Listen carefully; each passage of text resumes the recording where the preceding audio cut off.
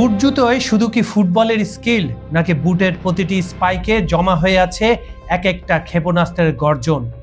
বুকে তাদের দেশাত্মবোধের আগুন, আর চোখে চোখে স্বজন হারানোর প্রতিশোধের গনগনে অঙ্গার। হ্যাঁ, বিশ্বমঞ্চে যখন আবারও মুখোমুখি হতে যাচ্ছে যুক্তরাষ্ট্র আর ইরান, তখন ফুটবল প্রেমীরা দেখছেন 90 মিনিটের একটা ম্যাচ, কিন্তু ইরানের 11 জন লড়াকু সৈনিকের কাছে এটা স্রেফ কোনো খেলা নয়। এটা তেহরানের আকাশে ওরা মার্কিন বোমারু বিমানের জবাব দেওয়ার যুদ্ধ। এটা 168 জন নিষ্পাপ স্কুল শিক্ষার্থীর ঝরে যাওয়ার শোধ করার মঞ্চ। অত্যন্ত শক্তিশালী আমেরিকার অত্যাধুনিক অস্ত্রের বিপরীতে ইরানের ফুটবলারদের ঢাল, তাদের বুক ভরা জেদ আর অপরাজেয় মানসিকতা। 2022 সালের কাতার বিশ্বকাপের হারের প্রতিশোধ তো আছে, কিন্তু এবার হিসাবটা ফুটবল ছাড়িয়ে রণাঙ্গনে রক্ত গিয়ে মিশেছে। সবুজ মাঠের এই মহাযুদ্ধে পরাশক্তি আমেরিকার দম্ভ কি চূর্ণ করতে পারবে পারস্যের এই সিংহেরা, নাকি মাঠের বাইরে আকাশচুম্বী আধিপত্য ধরে রাখবে ওয়াশিংটন? সবুজ ঘাসের বুকে ভূ রাজনীতির এমন রোমহর্ষক লড়াইয়ের আগে বিশ্ব কখনো দেখেনি। চলুন আজ উন্মোচন করি পারস্যে সে বারুদ ঠাসা প্রতিশোধের রোডম্যাপটা। যুক্তরাষ্ট্র ও ইরানের মধ্যেকার রক্তক্ষয়ী ভূ রাজনৈতিক সংঘাতের তীব্র উত্তেজনার মাঝে পর্দা উঠেছে 2026 সালে ফিফা বিশ্বকাপের। 2026 সালের 28শে ফেব্রুয়ারি রাতে যুক্তরাষ্ট্র ও ইসরায়েলের যৌথ বিমান হামলায় ইরানের সর্বোচ্চ নেতা আয়াতুল্লাহ আলী খামেনি সহ 40 জন শীর্ষ কর্মকর্তা নিহত হন। একই রাতে ইরানের একটি স্কুলে মার্কিন হামলায় 168 জন বেসামরিক নাগরিক প্রাণ হারান, যাদের বেশিরভাগই ছিল স্কুলের ছোট্ট শিক্ষার্থী। তবে ইরানও এই আঘাত মুখ বুজে সহ্য করেনি। তারা মধ্যপ্রাচ্য জুড়ে মার্কিন দূতাবাস, সামরিক ঘাঁটি এবং তেল অবকাঠামো লক্ষ্য করে ব্যাপক ক্ষেপণাস্ত্র ও ড্রোন হামলা চালায়।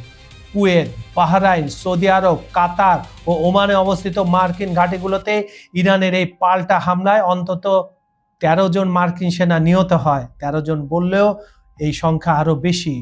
কূটনীতিক টেবিলে যুদ্ধবিরতির আলোচনা চললেও রণাঙ্গনের আগুন এখনো কিন্তু নেভেনি, প্রতিশোধের দাগ এখনো শুকায়নি।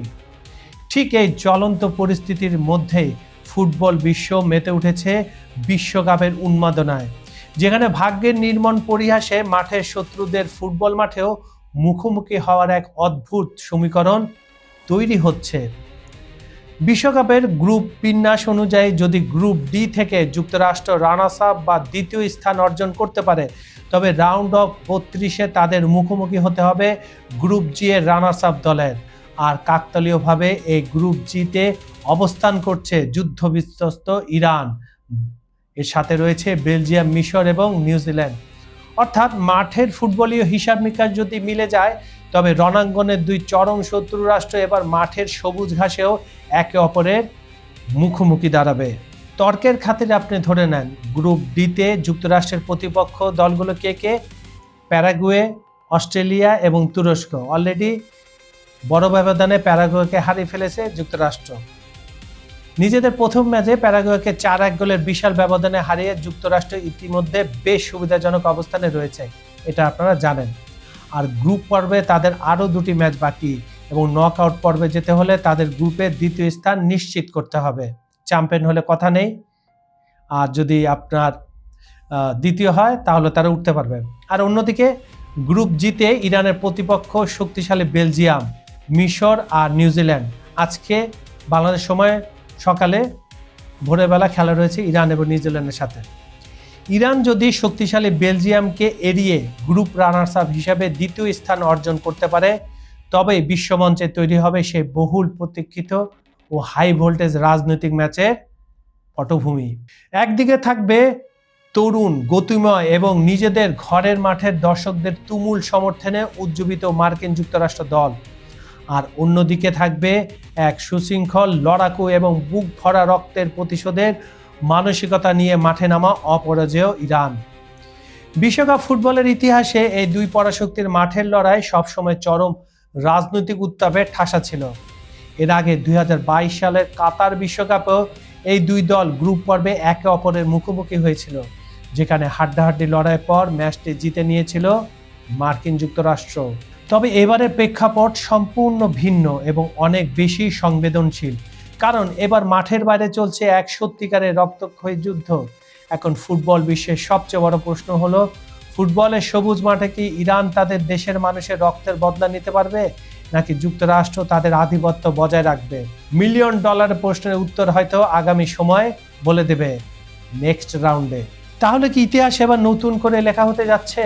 টেক্সাসের বিলাসবহুল গ্যালারি থেকে ওয়াশিংটনের হোয়াইট হাউস সবাই যখন মার্কিন দম্ভের জয়গান গাইবে, ঠিক তখনই হয়তো কিক অফের বাঁশি বাজবে। সে বাঁশির আওয়াজ সবুজ মাঠে রূপ নেবে এক একটা ক্ষেপণাস্ত্রের সাইরেনে।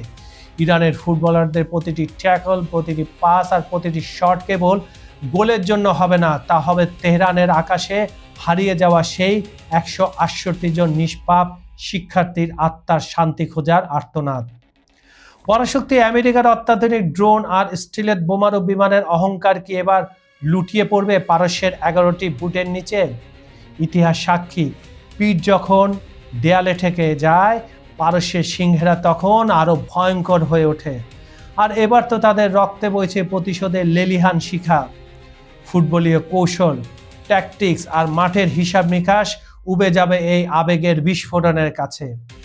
কোটি কোটি ইরানি ফুটবল প্রেমী এখন বুক বেঁধে আছেন এক অলৌকিক মহাকাব্যের আশায়, যেখানে মার্কিন সাম্রাজ্যবাদের আকাশচুম্বী দম্ভ চূর্ণ বিচূর্ণ হয়ে মিশে যাবে লস অ্যাঞ্জেলেসের সবুজ ঘাসে, আর বিশ্বমঞ্চে রচিত হবে মজলুমের এক ঐতিহাসিক মহাবিজয়। সবুজ মাঠের এই ভূ রাজনৈতিক রক্তক্ষয়ী মহাযুদ্ধের শেষ হাসি কারা হাসবে? ওয়াশিংটনের আধুনিক অস্ত্র নাকি তেহরানের বুক ভরা জেদ? উত্তর দেবে সময়। আজকের এই অন্যরকম এই মহাকাব্যিক চিত্রনাট্য আপনাদের কেমন লাগলো আমাদের অবশ্যই জানাবেন। আর কোন দল, এই দুই দল যদি মুখোমুখি হয় তাহলে কোন দল জয়ী হবে, ইরান নাকি যুক্তরাষ্ট্র? আপনারা কমেন্টে ঝড় তুলুন। আমাদের এই অনুষ্ঠানটা আপনারা পৃথিবীর কোন প্রান্ত থেকে দেখছেন? বাংলাদেশ, ভারত, পাকিস্তান, শ্রীলঙ্কা, নাকি এশিয়ার কোনো দেশ, নাকি মধ্যপ্রাচ্যের কোনো দেশ, নাকি আমেরিকা, ইউরোপ থেকে?